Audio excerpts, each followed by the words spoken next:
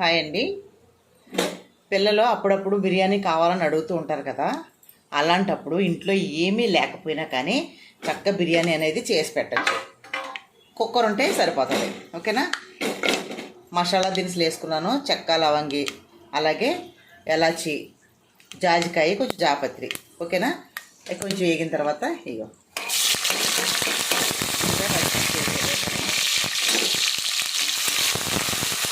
ఇవి చక్కగా మంచి గోల్డెన్ కలర్ వచ్చేంత వరకు వేగిన తర్వాత తక్కువ అప్పుడప్పుడు ఎప్పుడైనా పిల్లలకి ఫీవర్ అది వచ్చినప్పుడు ఎప్పుడైనా కారంగా తినాలని అడుగుతారు. అలాంటప్పుడు మనం చికెన్ అది నాన్ వెజ్ పెట్టాం కదా, అలాంటప్పుడు ఇలా చేసి పెట్టండి.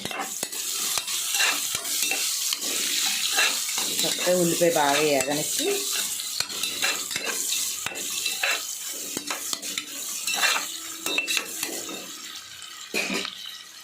చూడండి, చిన్న లోట ఉంటుంది కదా, పావు లీటర్ లోటాతో లోటా రైస్ అంతే.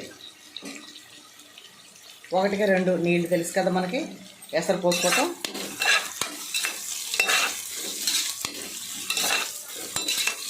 చక్కగా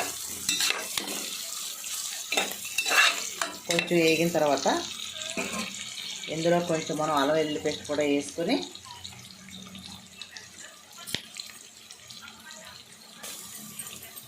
కొంచెం, ఎంతో కాదు కదా, 1/2 కిలోకి ఇంకా తక్కువే వేసుకొని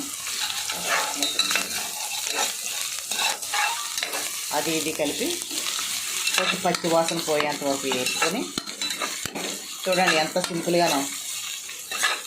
ఉప్మా తాలింపు పెట్టినంత ఈజీగా వండుకోవచ్చు ఈ బిర్యానీని. సాయంత్రం మాటలు ఎప్పుడైనా నైట్ ఉదయం కూరది అయిపోయింది అనుకోండి, నైట్ కూర ఏం మిగలలేదు అనుకోండి. ఒక్కోసారి చాలామంది ఉదయం సాయంత్రం కలిపి వండేసుకుంటారు కదా, అలాంటి వాళ్ళు సాయంత్రం ఏమీ లేనప్పుడు ఇలాగ బిర్యానీకి తాలింపు పెట్టేసుకోండి.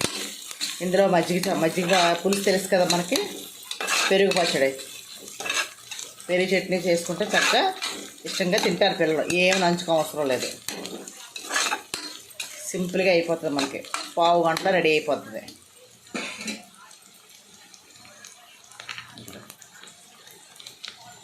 బిర్యానీ పొడి మన ఇంట్లోనే తయారు చేసుకున్నాను నేను, అది కూడా కొంచెం జస్ట్ అంతే. ఇప్పుడు కొంచెం ఉప్పు కూడా వేసేసుకొని